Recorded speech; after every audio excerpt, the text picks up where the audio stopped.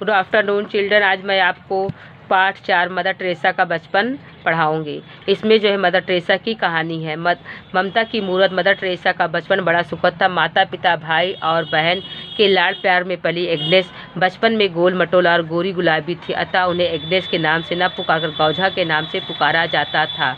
गौझा का अर्थ होता है फूल की कली। गौझा के बड़े भाई लाजर को मिठाई, केक, पेस्ट्री, चॉकलेट आदि खाने का बहुत शौक था।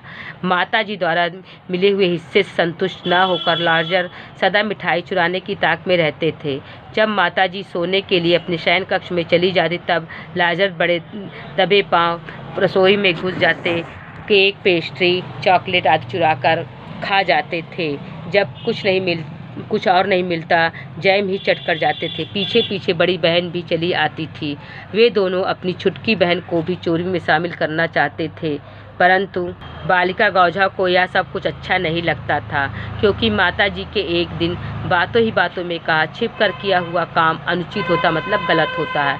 देवता हमें अपनी 1000 आँखों से सर्वत्र देखते रहते, सर्वत्र में सभी जगह देखते रहते हैं। इसलिए बालिका गौझा अपने बड़े भाई बहन के साथ चोरी में कभी शामिल नहीं हुई। एक बार शनिवार की आधी रात को अपने भाई और बहन को डट कर केक खाते हुए देखा तो उनसे कहा, माँ कहती हैं कि यदि सुबह की प्रार्थना में सम्मिलित होना है तो रात के 12 बजे के बाद कुछ नहीं खाना चाहिए। उन दोनों ने उनकी एक ना सुनी। फिर भी गौझा ने कभी इन बातों का शिकायत अपनी माँ से नहीं की। माँ का कहना था कि शिकायत करना बुरी बात है। बालिका के हृदय पर माता के विचारों का गहरा प्रभाव मतलब असर पड़ा था।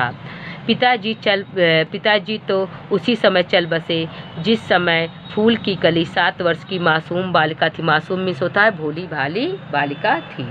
एक दिन पड़ोस के शरारती लड़कों के साथ अपने तीनों बच्चों को खेलते देख माँ को बड़ी चिंता हुई। शरारती मतलब बच्चों, नटखट बच्चों के साथ। उन्होंने एक उपाय सोचा। वे बाजार से एक टोकरी खरीद लाई, साथ में सड़क पर पड़ा एक सड़ा सेब भी उठाकर लाई। उसी रात माँ तीनों बच्चों को लेकर बैठ गई। उन्होंने छुटकी गौझा से कहा, ताजे सेबों के बीचों बीच इस सड़े सेब को रख दो। टोकरी को ढककर एक ओर रख दिया गया। कुछ दिन बाद माँ ने सेब की टोकरी मंगवाई। तीनों बच्चों के सामने टोकरी का ढक्कन हटाया गया। टोकरी के सारे सेब सड़ चुके थे। माँ ने समझाया, मेरे प्यारे बच्चों, एक गंदा सेब सारे सेबों को सड़ा देता है। उसी प्रकार गंदी आदतों वाला एक बच्चा सबकी आदतें गंदी कर सकता है। उस दिन के बाद तीनों बच्चों ने केवल अपने अच्छे बच्चों के संग ही मित्रता किया। संग में साथ में होता है, ठीक है। इस लेसन को रीड कर लीजिएगा। इसमें मदर टेरेसा की कहानी है, उनका बचपन कैसा था। धन्यवाद बच्चों।